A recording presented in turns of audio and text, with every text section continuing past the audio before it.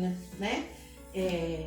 Primeiro, né, apresentar aqui a Flávia, né? A Flávia, ela é presbítera, né? Lá da igreja Renascer em Cristo, juntamente com o esposo dela, o Diego, né? São presbíteros lá, tem uma filhinha, daqui a pouco ela vai falar tudo isso. E o mais lindo, gente, não é por nada não, minha sobrinha, tá?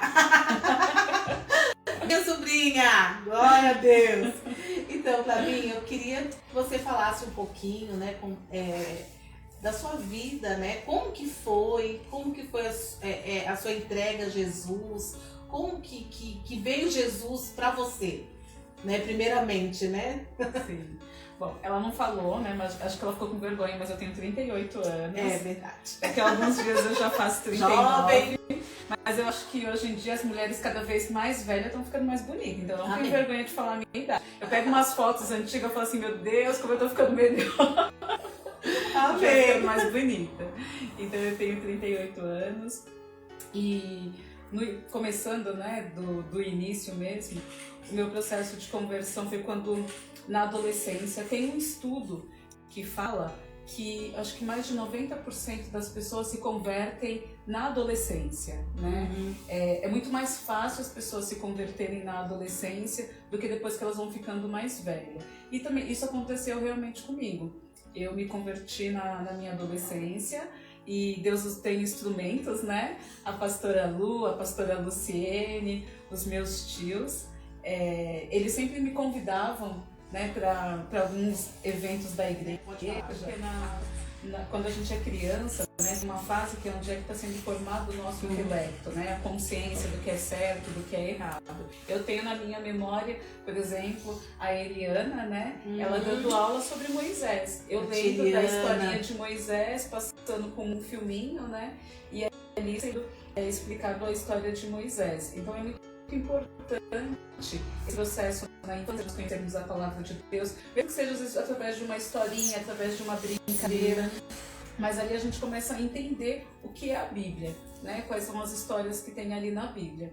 Então, desde da infância, né, eu tenho essas memórias, depois no processo da adolescência também, acho que na adolescência é uma fase de decisão, acho que na infância é uma fase de consciência, a gente começa a tomar consciência do que é certo e do que é errado, né?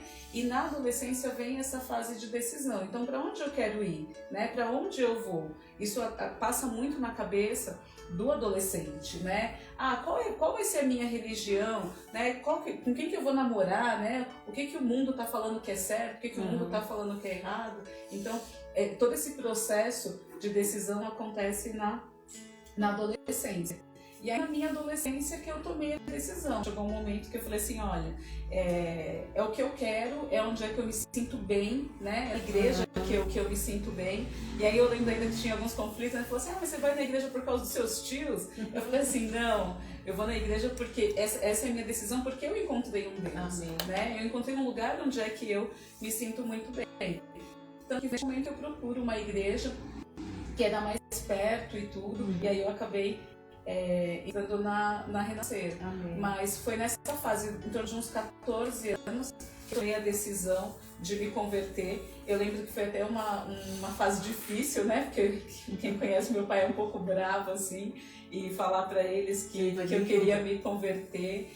Eu me lembro que o pastor Márcio fez um jejum comigo, acho que foi o primeiro jejum que eu fiz, a primeira experiência que eu tive em jejuar. E aí eu consegui falar para os meus pais, né? É difícil hoje em dia a gente falar, né? Qual que é a nossa decisão. Mas eu lembro que a gente fez esse jejum e aí eu falei para os meus pais que era o lugar que eu queria ir, né? Que era onde é que eu me sentia muito bem. E Deus tocou ali no coração deles e eles deixaram eu seguir o meu caminho. Amém. Que coisa linda, né, gente? Porque assim, foi aquilo que você aprendeu quando era criança que te trouxe, né, para Jesus, né? A sementinha que eles falou, né? A sementinha que foi plantada ali. A palavra fala, ensina a criança no caminho que ela deve andar. E quando crescer, ela não vai se esquecer. Então, na infância que a gente tem que ensinar, né? Tem que ensinar para a criança o que é certo, o que é a palavra de Deus, quem é o Deus que é um Deus de amor, né? O que Ele quer da gente, o que agrada a Deus, o que não agrada. Às vezes a gente acha que uma criança, ela não está entendendo, mas se não tivesse realmente importância, Deus não teria dado este mandamento para a gente ensinar a criança, né? E talvez por isso que na adolescência seja até mais fácil esse processo de conversão, de decisão. Porque como ela aprendeu na infância o caminho certo, na adolescência é onde é que ela vai decidir, para qual caminho que ela vai seguir. E se ela souber qual que é o caminho certo, fica mais fácil dela tomar a decisão. Então, pais, levem os seus filhos para a igreja. Leve e deixa ir lá na salinha das crianças, porque ali eles vão aprender a palavra de Deus. Tá? E aí, você se converteu? E foi tudo maravilha, foi tudo certinho. Bom, né? Eu tive toda aquela fase, né, você se converter no meio da adolescência não é uma coisa fácil. Tão fácil, né? E eu brinco, eu falo assim, né, que eu não tinha nenhum problema, muito pelo contrário, eu gostava de todas as coisas que eu estava vivendo no mundo. Então, eu não vim pela dor, né? Eu vim porque eu encontrei algo que eu gostei mais do que tudo aquilo que eu estava vivendo no mundo. Então, eu tive ali todo esse processo de conversão na adolescência. Aí, em torno de 18 anos, eu conheci, né, o Diego na igreja. Com 18 anos a gente começou a namorar, foi o meu primeiro namorado também e tudo. E era engraçado que naquela época eu não pensava em namorar. Eu falava assim, não, eu me imaginava namorando com um pouco mais velha e tudo, mas nossos planos, né, não são os planos de Deus, então Deus tinha um plano que era para aquele momento, e ali eu conheci o Diego. Nós trabalhávamos já na igreja, né, no Ministério de Jovens, os dois, e ali a gente começou a conversar e tudo, começamos a namorar, a gente ficou noivo, namoramos por 3 anos, ficamos noivo por 1 ano e depois nós nos casamos. Então a gente está junto desde 2001, né? Já tem bastante tempo. Eu sou ruim de conta, ele sabe disso, ele sempre erra a data. Eu olho na aliança, às vezes, para acertar a data, ele já até sabe. E depois nós nos casamos em 2005 e nós já estamos casados há 17 anos. Olha que benção. Tem uma filhinha, a Isabelle, né? A Isabelle, de 7 anos, bem ativa também, né? E é uma graça, gente. Pensa. Ela está comigo o tempo todo na igreja. E aí ela faz mãe, eu quero ministrar hoje. Que bem. E às vezes eu vejo ela conversando sozinha, quando eu vou ver ela pegando, ela falando, ela faz os gestos e tudo. Eu vejo que ela está também aprendendo os caminhos do Senhor, né? Tá seguindo ali direitinho. E como é que foi, Flavinha? Porque você, né, que você falou, você casou cedo, e como é que foi ser, né, esse termo que se usa, mas estar empresária hoje, presbítera hoje, né? Como é que foi isso para você, né? Porque não é fácil, né, gente? Olha, dona de casa, marido, filho, escola, empresária, ministério, é tudo junto, né? E haja tempo, né, para tudo isso, né? As mulheres modernas hoje, né? Mas eu brinco assim, que a mulher que eu mais gosto na Bíblia é a mulher de Provérbios 31. Eu acho um máximo, né, Provérbios 31, porque fala de uma mulher que ela é esposa, que ela tem filhos, que ela dá ordem aos seus empregados, então eu entendo que ela é uma empresária, né? Então eu vejo a mulher de Provérbios 31 como uma mulher atual, né? Uma mulher muito moderna. E eu sempre gostei de trabalhar, né? Desde muito nova, assim, eu sempre quis trabalhar. Formada, né? Porque aqui tá, formada em marketing, pós-graduação em gestão comercial pela FGV. Olha só, convertida há 24 anos, líder de adolescentes há 14 anos. Ela é líder de adolescentes também, gente. Eu brinco, né, que Deus ele não escolhe os desocupados, né? Ele pega a gente ocupado e vai dando mais coisa pra gente fazer. Mas assim, você estava falando de Jeremias 33, né? Que fala que Deus vai nos anunciar coisas grandes. E juntando esse processo, né, da minha adolescência com a minha vida profissional, Eu lembro que uma vez eu estava na escola, estudei sempre numa escola pública, né? E a gente estava ali na porta da escola, em torno de umas 7, 8 meninas, eu devia ter uns 13 anos mais ou menos. E alguém pegou e perguntou, falou assim, como é que vocês se imaginam daqui 20 anos, né? Então, com, sei lá, com uns 30 anos. E cada uma ali começou a falar, né? Eu me imagino mãe, a outra, eu me imagino trabalhando, tal. E cada uma começou a falar. E na minha cabeça, na minha mente, eu me imaginei eu dou risada, né? Mas eu conto pros tios que eu me imaginei com sobretudo, chique, de salto, com uma pasta aqui do lado, e eu no aeroporto, andando, sabe? Tipo, super chique, empresária. Mas eu não falei, porque eu falei assim, gente, até parece, né? Eu, pobre do jeito que sou, né? Meus pais não têm nem carro, vou falar que eu tô me imaginando por aí, viajando de avião, né? E tal. E eu sempre, como eu falei, né, eu sempre gostei muito de trabalhar. Segurem essa parte aí de como eu imaginei, que a palavra de Deus fala aqui, né? Conforme você se imagina, assim você é. E aí eu me imaginei, mas eu nem era convertida, né, e tal. E aí eu comecei a trabalhar, meu primeiro emprego foi em uma escola, assim, eu tinha acho que 16 anos. E aí eu lembro que a dona da escola perguntou assim, você sabe ir na 15 de novembro, né? Quem tá aqui em São Paulo sabe onde é que é, lá no centro, né? Eu, sei, imagina, não sabia.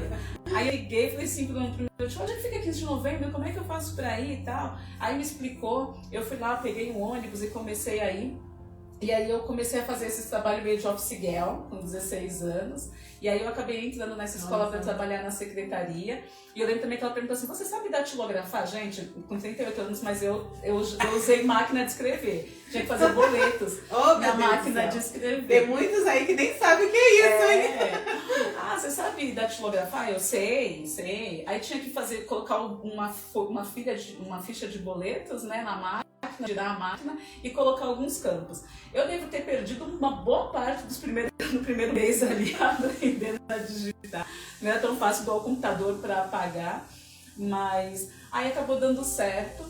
E olha só, né, Deus, esses dias Deus estava até falando comigo, que Deus nos coloca às vezes em coisas pequenas para nos habilitar a coisas grandes. E ali naquela escola eu comecei a trabalhar na secretaria e chegou uma época que mudou o sistema, né? Saiu de tudo que era de datilografia, os boletos, e o banco foi lá implantar um sistema para os boletos digitais, como é que é feito hoje. E quem aprendeu a fazer tudo isso fui eu na escola. Então, por um tempo eu fiquei ali e eu que cuidava de toda essa parte de boletos e tal. Foi meu primeiro trabalho, uma experiência muito, muito boa, assim, eu tenho boas lembranças desse meu primeiro trabalho, até uns 18 anos. E aí depois eu fui para a área comercial. Então eu estou há mais de 20 anos trabalhando na área comercial. E assim, né, quem é do comercial sabe, eu fui pro comercial porque dá para ganhar dinheiro. Tem que ter cara de pau e gostar de ganhar dinheiro. São essas duas coisas que precisa para trabalhar na área comercial. As duas coisas, hein? Presta atenção aí, vocês jovens. E ali eu comecei a trabalhar, né? No meu primeiro emprego nessa área foi de telemarketing, operadora de telemarketing. E eu fazia um ativo. E aí nessa empresa que eu entrei eu fiquei por 8 anos, né? Uma empresa chamada IOP, voltada para a legislação tributária. E essa empresa me deu muitas oportunidades de crescimento. Então ali de televendas, né? Eu fui para uma carteira de renovação, da carteira de renovação eu fui para vendedor externo, de vendedor externo eu fui para Key Account. Key Account é um nome que eles dão, que é um gerente de grandes contas. E nessa empresa que eu fiquei por 8 anos, foi onde eu fiz a minha faculdade de marketing, porque não tem faculdade de vendas, né? Assim, uma pessoa que é vendedora é difícil falar assim, né? Que faculdade você fez? A gente faz marketing, mas eu nunca atuei diretamente na área de marketing, mas é a mais próxima, né, ali do comercial. E aí depois, quando eu já estava em uma outra empresa, eu fiz uma pós-graduação também em gestão comercial na FGV. E quer dizer, você foi atrás, né? Sim. A gente tem que dar valor nos pequenos começos, né? Às vezes a gente entra numa empresa, às vezes eu muito nova, né? Então você entra numa empresa para aprender, para ganhar conhecimento, para ganhar experiência. E se for uma empresa que vai te dar a oportunidade, se você estiver ali fazendo um bom trabalho, se você conseguir atender as expectativas, né? Aí você consegue ganhar as oportunidades que tem ali dentro. Eu lembro que na empresa eles chamavam de busca de talentos. Então, uma coisa que um servo de Deus também tem que ter é ousadia. Né? Eu falava assim, Deus, o que eu preciso ter para crescer? E Deus sempre falou no meu coração, você precisa ter ousadia. Então, às vezes, a gente vê uma vaga, vê uma oportunidade, não ter medo de se candidatar e tem que ter consciência de que nós temos que fazer a nossa parte. Amém. Né? Qual que é a nossa parte? Então, você estudar, você ir atrás. Porque ele tem os pré-requisitos da vaga. Às vezes a pessoa está olhando para assumir a vaga, mas ela não tem os pré-requisitos. Então, isso é para se preparar, não quer fazer nada, fica né? só pedindo. Deus, ele faz a parte dele. Amém. A nossa parte, nós temos que fazer. Amém. Então, quais são os pré-requisitos da vaga? Você atende? Se você... Eu, nessa empresa, eu lembro que, assim, para ir para vendedor externo, o pré-requisito era dirigir. Tinha que ter carro. Eu falei assim, pronto, agora eu tenho que aprender a dirigir, né? Porque eu quero essa vaga, eu quero ir pra vaga, mas tem que aprender a dirigir, né? Porque acho que a gente já tava com carro e tal. E aí foi uma das coisas que eu aprendi a fazer. Eu falei, não, eu vou aprender a dirigir porque eu quero a vaga, eu quero atender o pré-requisito da vaga. E aí teve uns amigos meus loucos que me ajudaram ali, né? Nos primeiros passos. Uns tios também, né? Que ajudou, que me davam. O pastor Márcio, né? Um pessoal que eu falava assim, por favor, me leva pra dirigir, né? Me leva pra praticar. E Deus colocou ali uns anjos que me ajudaram bastante nisso. Então, é a gente estar atento de fazer a nossa parte e depois buscar de Deus também, que Deus vai fazer a parte dele e vai abrir as portas. Depois dessa empresa que eu fiquei por 8 anos, eu fui para uma outra empresa, né, numa multinacional, e a gente vai vendo como é que Deus abre portas, né? Até falando um pouquinho, né, já que a gente, né, o bate-papo também é sobre vida profissional, às vezes a gente não entende por que nós somos mandados embora de uma empresa. E eu aprendi que é a forma que Deus tem de nos tirar de um lugar que muitas vezes nós estamos acomodados. Sempre que Deus me tirou de uma empresa, foi porque eu não teria coragem de pedir as contas, então se dependesse de mim, eu nunca ia pedir pra sair, porque parecia que era a melhor empresa, no melhor lugar. E aí quando eu saí, eu ficava triste, né? Eu falava, ai Deus, por que eu saí dessa empresa há 8 anos e tal? Mal sabia eu que Deus tinha um lugar ainda melhor. E aí passava o tempo, eu falava assim, Deus, obrigado, porque o Senhor me tirou daquele lugar. E aí eu fui para essa empresa, para essa multinacional, e ali eu fiquei 2 anos como executiva de contas, né, como key account, e aí me fizeram uma proposta para uma outra área, para ir para a área para cuidar de representantes, né, como coordenadora dessa área, especialista no produto. E nessa área, o que eu tinha que fazer? Eu tinha que viajar pelo Brasil todo. Eita, olha lá, gente, lembra lá? Eu tinha que viajar. E aí, cada semana eu estava no estado, né? Então a minha função era visitar esses representantes que tinha no Brasil todo, e cada semana eu estava em um lugar. E aí um dia eu estava, e assim, gente, coisa de Deus, porque eu estava nos melhores hotéis, a empresa pagava tudo, pagava as passagens de avião, pagava tudo. E aí um dia eu estava exatamente no aeroporto de Brasília, e eu estava com um sobretudo, e eu estava com uma mala, com meu notebook, de salto, e aí eu sentei na poltrona assim do avião, e aí na hora que o avião decolou, aquela visão linda, né, de cima, que você vê a grandeza de Deus, eu morro assim. de medo, mas é lindo. Ai, eu amava. E a gente via aquela, assim, né, o céu, né, as nuvens, tal, aquela coisa linda. E aí eu ouvi nitidamente a voz do Espírito Santo me lembrando desse dia que eu estava na porta da minha escola. Com 13 anos de idade. Onde é que ele falou assim, para mim nada é impossível. Né? Para Deus nada é impossível. Olha onde você está. Né? E ali eu comecei a chorar dentro do avião, porque eu lembrei, né, disso. E para mim era muito impossível, né? Quem conhece um pouco a minha história, era muito impossível. Deus falou assim, olha onde é que eu te coloquei. E isso é para você saber que para mim nada é impossível. Glória a Deus. Né? Que se você querer, se você buscar, Deus vai colocar você em lugares grandes, né? Deus vai te anunciar coisas grandes que você não conhece. Exatamente. Eu não tinha nem noção, né, que eu poderia estar naquele lugar.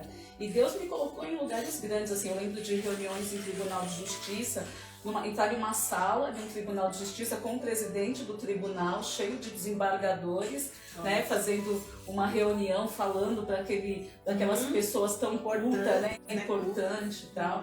Então, Deus realmente ele pode nos colocar em lugares grandes.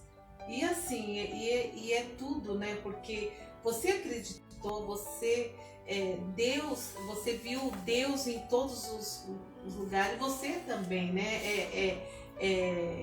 Teve assim de estar falando, Deus, eu quero isso.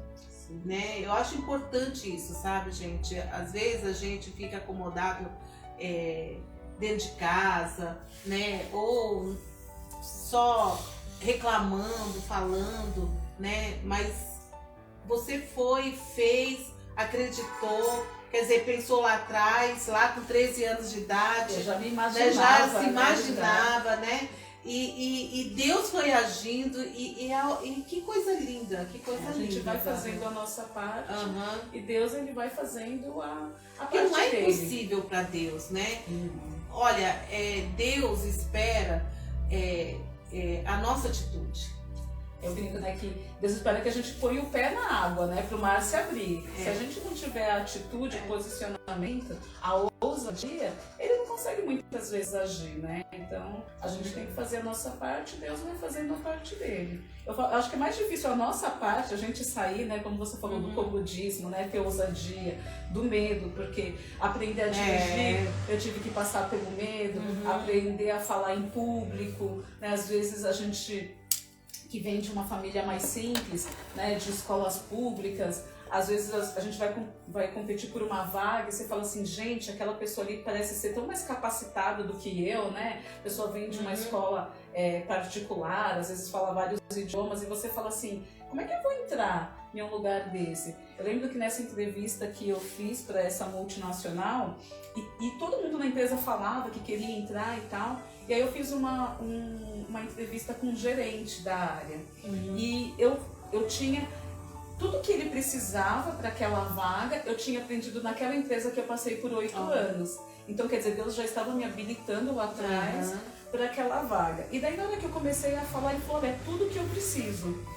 Você já está contratada. Pode me dar um aperto de mão e você já está contratada. E aí eu falei assim, nossa, será que os outros, né? Quem mais que estava nessa vaga? Às vezes por ser uma empresa, uma multinacional, poderia ter pessoas até mais capacitadas, né? Às vezes com um currículo um pouco melhor. E não, mas eu já saí dali contratada, porque Deus coloca as pessoas, Deus inclina o coração do rei, né? É verdade. Então, se a gente se capacita e a gente crê em Deus, Deus ele move, ele vai te colocar em lugares grandes, ele vai abrir as portas, vai fazer a diferença na sua vida. Não importa se você veio de uma família simples, né? Acho que isso que é muito, muito legal na palavra de Deus, que Deus ele não escolhe os capacitados, mas ele capacita os escolhidos. Então, se a gente for escolhido por Deus, com certeza ele vai mudar a nossa sorte, né? E eu vejo muito isso de Deus, eu vejo que Deus ele mudou a minha sorte, como você falou, né? Eu cuido de adolescentes. E aí, às vezes, eu vejo alguns que vêm de uma família mais simples e falam assim, pra mim é impossível. Eu falo assim, olha, nada é impossível. Não tive oportunidade, né? A gente fala assim, mas é que eu não tive oportunidade. Eu sempre estudei assim, ou não sei o quê, mas... Né? Não existe. Eu me imaginava com meu carro, então hoje eu tenho meu carro, eu me imaginava... Deus nos dá detalhes, né? De coisas que a gente pediu. Eu lembro que eu tinha vontade de levar os meus pais para viajar, para passear. E nessas últimas férias eu levei minha mãe e meu pai para um resort, né? No interior de São Paulo, em Olímpia. E minha mãe e meu pai tomando café naquele hotel. O meu pai, quem conhece meu pai, né? Meio ogro, assim. Eu vi a foto. Ele na piscina, assim, nas piscinas né, aquecida e tudo. Mas isso era um desejo do meu coração também, né? São pequenas coisas que eu tinha como desejo e Deus foi acrescentando tudo. Então eu falo assim, que profissionalmente eu sou muito realizada, né? Eu sou muito realizada, eu consegui, né, chegar em um ponto que eu falo assim, bom, vou colocar meu currículo no mercado e ter boas oportunidades, a gente fazer, a gente chama de network, né? Quer dizer, você ter fazer amigos no local que você trabalha e quando você sai ali, você saber que se você precisar de uma indicação, os teus amigos que estão ali vão te indicar. Então, eu também tenho essa rede de relacionamentos e Deus me deu, graças a Deus, como você falou, né, essa realização na minha vida profissional também. Hoje eu sou muito realizada profissionalmente, que era uma coisa que eu busquei bastante. Amém, Flavinha. Glória a Deus. E Flávia, como é que você como presbítera, né, e líder, né, de adolescentes, quantos adolescentes? Conta aí um pouco, é um monte, eu sempre vejo ela ali lidando, né, e é um desafio, né? Eu acredito muito no chamado ministerial, né? Cada um tem o seu chamado. E demora um tempinho para cair a ficha, né? De qual que é o nosso chamado. Nem todo mundo tem um chamado para ser pastor, nem todo mundo tem chamado para ser líder, né? Às vezes o chamado da pessoa é para o ministério infantil. Ela se sente muito bem com aquilo, né? Ela faz aquilo de uma forma muito leve. E no meu caso, eu sempre trabalhei com adolescente. Pra mim sempre foi muito leve. Tem gente que fala assim, como é que você consegue, né? Eu gosto de estar, às vezes, numa sala com um monte de adolescente, falar da palavra de Deus na linguagem deles, ouvir as dúvidas que eles têm, fazer atividades, né, para adolescente. Eu adoro fazer acampamento e eles adoram ir para um acampamento. A gente fala assim, gente, que loucura, quando vai chegando no acampamento, já fica assim, meu marido já fica assim, né? Eu vou pegando uns agregados, tem que ser às vezes até diferente, porque os que foram não querem voltar. Mas assim, eu entendi que era o meu chamado, né? E eu fiquei dos meus 14 até os meus 30 anos, eu trabalhei com adolescentes. Quando eu fiquei grávida, que eu tive a Isabelle, eu falei, eu vou me aposentar. Chega, né? Eu acho que isso é coisa de gente jovem, eu não quero mais, e vou cuidar da minha filha. Aí fui viver o ministério de Ana, né? Que é de ser mãe. Então, eu parei até minha vida profissional nessa fase também, eu dei uma parada. E aí eu fui viver assim, né, viver essa parte da minha vida, né, como mãe, a maternidade. E aí chegou um momento na igreja que eu vi que estava precisando. Aí você olha, quando você tem um chamado, você olha para aquilo e você fala assim, poxa, aquilo ali poderia ser assim, né? Poxa, não estão cuidando. Parece que o Espírito Santo fica te incomodando, né, de que tem alguma coisa ali para amar.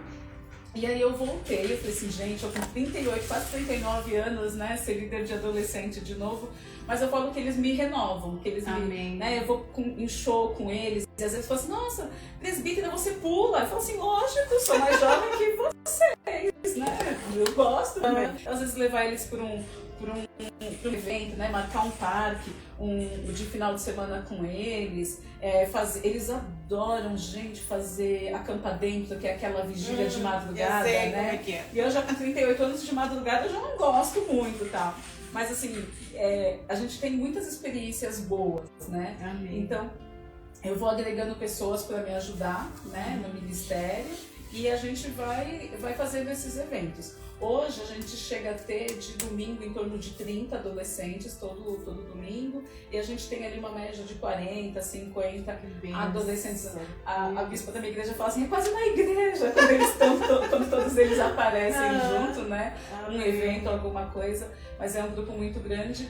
E às vezes as pessoas falam assim, tem adolescentes que não querem nada. Eu tenho hoje adolescentes na minha igreja que cuidam de células, fazem uma célula aqui na escola.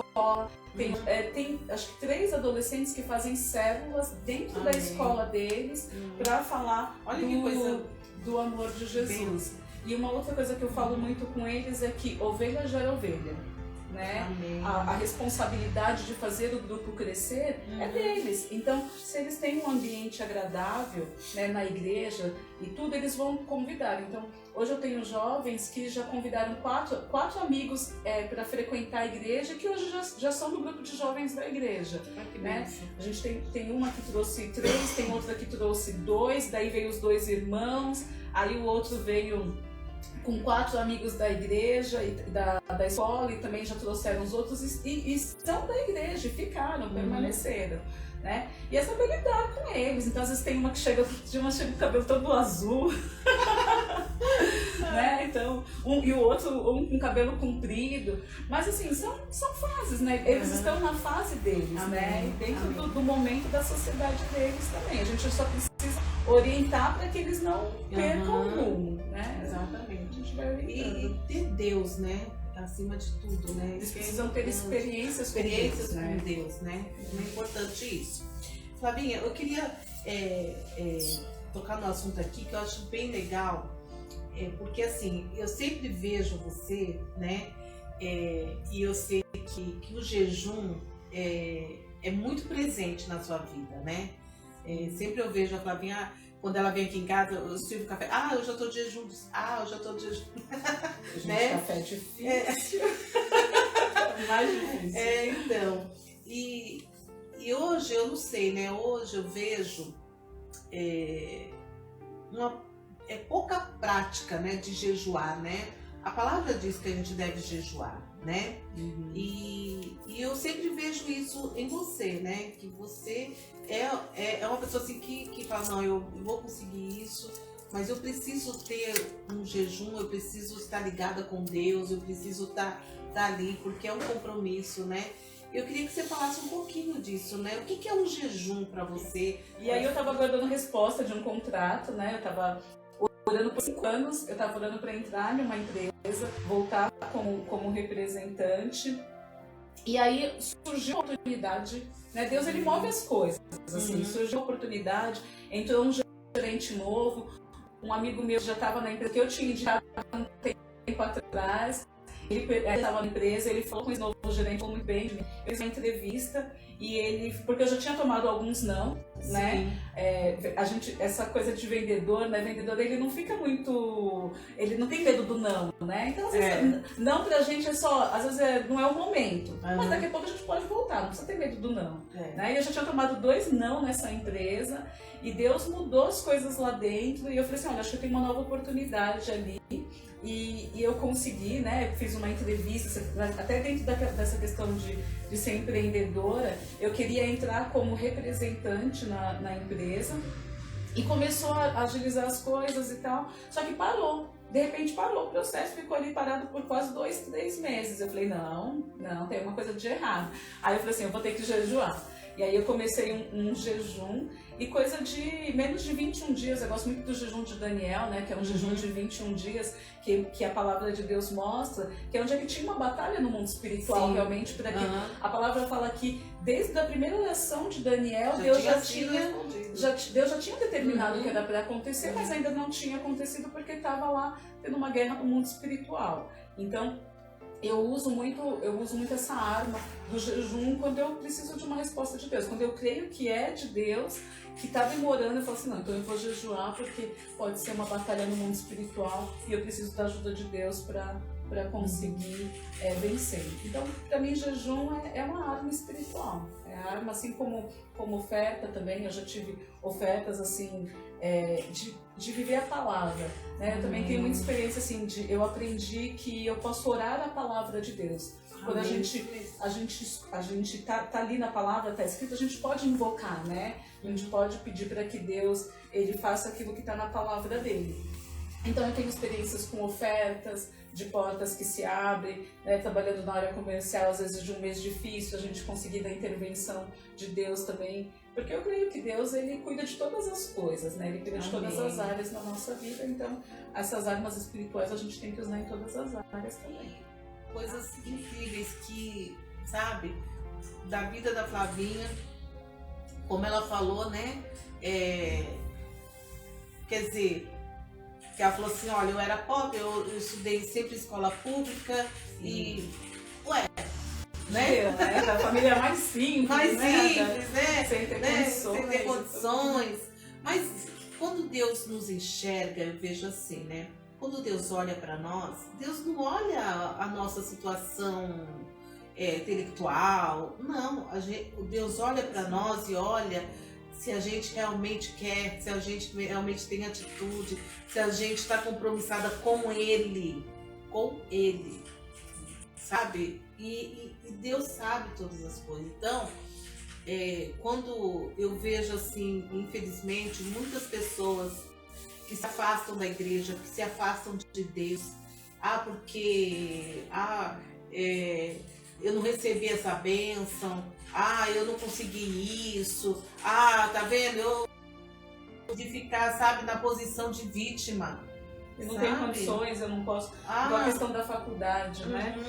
Quando você está numa sala de faculdade, acho que mais de 50% das pessoas que estão ali não têm condições. Então, eu não fiz faculdade porque minha mãe pagou a minha faculdade. Eu fiz faculdade porque eu fui trabalhar de operadora de telemarketing, o meu primeiro salário, né? O pouco que eu ganhava, eu fazia uma faculdade que foi o que me abriu uma porta de um estágio, né? De um crescimento dentro da empresa. Então, a gente tem que parar de ficar olhando, às vezes, só a nossa situação e agir, né? Fazer com o pouco que você tem, se você for e agir... É o azeite da viúva, né? Tinha essas coisas, mas tinha um movimento do Sem Terra na Lapa, que dava desconto na faculdade. E eu fui atrás desse desconto, no primeiro ano, alguma coisa assim, eu consegui entrar na faculdade com esse desconto. Por isso, quando você colocou, eu falei assim, coloca ali que eu já tenho uma pós-graduação na FGV, porque é uma das faculdades, é uma das das instituições de ensino mais conceituadas do Brasil. E é caríssimo um curso lá dentro, uma pós-graduação. Só grandes empresas estão ali dentro. E Deus me deu capacidade para pagar o meu curso lá também de pós-graduação. Então, assim, às vezes a gente não tem vergonha dos pequenos começos. Pela oportunidade de compartilhar minha história, meus testemunhos, a minha vida com Deus. Obrigada pela oportunidade mesmo, né? De Deus, às vezes pode ajudar uma outra pessoa, né? A acreditar. Se eu pudesse deixar uma mensagem, eu deixaria aqui, assim como você se imagina, assim você é. Então, se você se imaginar bem-sucedida, se você se imaginar realizada, abençoada por Deus, assim você vai ser. Muito obrigada por vocês terem ficado aí comigo. Eu não consegui falar o nome de todo mundo, mas amo vocês, amo muito vocês. Que a bênção, que a graça, que a paz, que excede todo entendimento, seja sobre a sua vida, seja sobre o seu lar, em nome de Jesus. E não esqueça, vive a palavra de Deus. E não esqueça das 3, olha, eu gostei, das 3 armas espirituais. Quais são as 3 armas espirituais? Aprenda aí.